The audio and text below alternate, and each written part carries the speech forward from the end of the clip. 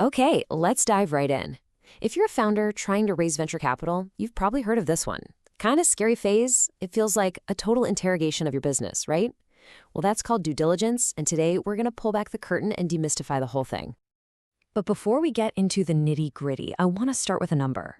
Just look at this. $525 million. That is a huge number. So what is that? It's not some jackpot win, I'll tell you that much. And it really makes you wonder, right? How does that much money, we're talking over $500 million in market value, just vanish? And no, it wasn't some big market crash or a terrible product launch. The answer is actually something way more basic. And that story, that $500 million mistake, has a name: hitsgalore.com. It's the perfect cautionary tale, really, about what happens when you get one critical process totally wrong. So picture this. It's 1998. This company, hitsgalore.com, goes public and their value just skyrockets. Before they IPO'd, management told the SEC, yep, everything's clean, no lawsuits, nothing to see here. But the truth has a way of coming out. About a year later, it's revealed that the founder had actually been accused of cheating customers in the past. The market did not like that. The stock price tanked, and poof, that's where our $525 million just evaporated. And this whole disaster, this whole thing, came down to a failure in one single process. And you guessed it, that process is due diligence. Think of it like this. It's the investor's investigation. It's where they kick the tires, pop the hood, check all the records, just to make sure the company they're about to buy into is exactly what it says it is. And for Hits Galore, yeah, proper due diligence could have saved everyone, investors and founders, an absolute fortune. Okay, so you might be thinking this due diligence thing just happens all at once, but it doesn't. It's actually a really specific, super critical stage in a much longer process. The whole VC investment journey, you can pretty much picture it as a funnel. Right, so at the top of this funnel, you've got thousands of proposals pouring in. Most get screened out pretty fast. The ones that look promising, they get passed to a deal team for a closer look, and that is when phase one of due diligence kicks off. If you pass that, you get the coveted term sheet. That's the official offer. But hold on, it's not over. Signing that term sheet is what triggers phase two, which is an even deeper, more intense audit. So yeah, you don't just do this once. You got to get through two totally different levels of this thing. So let's map this out. It's really important to get the difference between phase one and phase two because they are completely different animals. They have different goals, different costs, and they happen at different times. Okay, so check this out. Phase one is all internal for the VC. It's their own team just asking a fundamental question.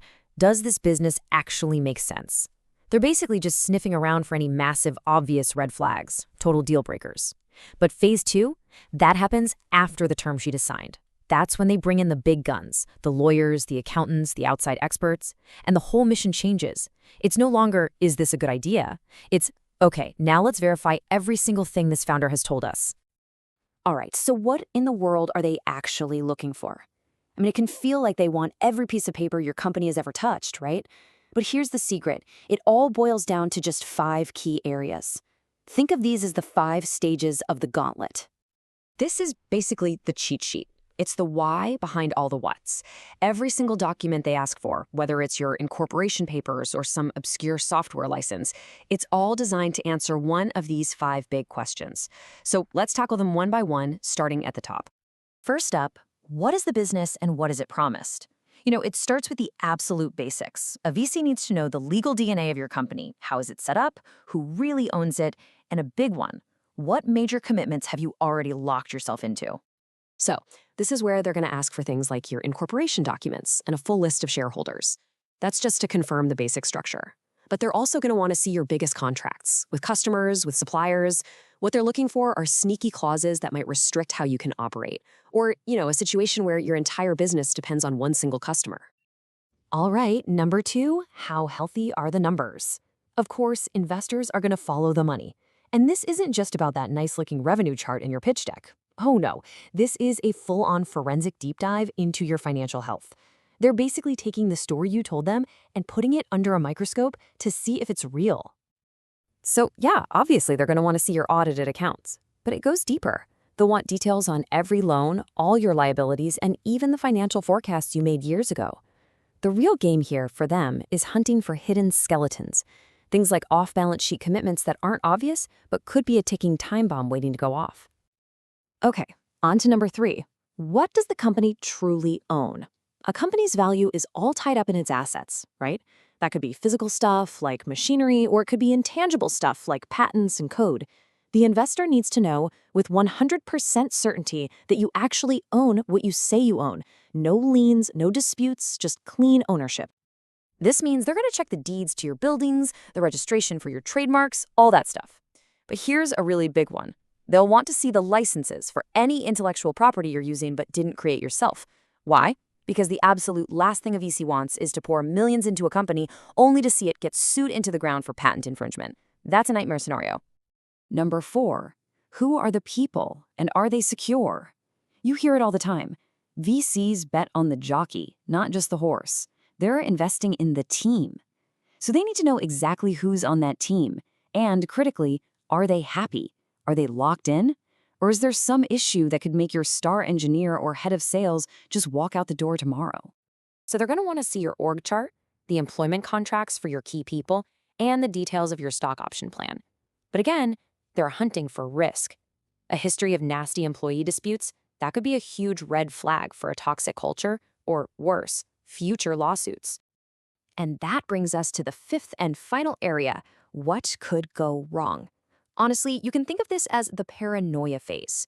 This is where investors put on their worst-case scenario hats and actively try to imagine every single thing that could possibly blow up the company after their money is in. And this is a really broad catch-all category. They're looking for any hints of litigation, making sure you're compliant with stuff like GDPR, checking that you have the right insurance policies. They might even ask for your IT disaster recovery plan. It's all about one thing: finding and understanding every possible risk before it becomes a real problem. Okay, after hearing all of that, I know it's really easy to see due diligence as this terrifying all-or-nothing final exam. But I want to encourage you to think about it a little differently. The truth is, going through this whole ordeal is actually incredibly valuable for you, for the startup. Think about it. Getting all this stuff in order, it forces you to level up, to professionalize your operations. It shines a spotlight on weaknesses you might not have even known existed. It gets you ready for the big leagues of being a high-growth company. So it's not really an interrogation. It's more like a stress test that forges a much stronger, more organized company in the end. So really, the question to ask yourself isn't, can I survive due diligence? The real question is, am I building a company that's ready for this kind of scrutiny from the very beginning? Because let's be honest, a company that can pass this test, a company that can handle this deep a look under the hood, well, that's not just an investable company. That's a company that's truly built to last.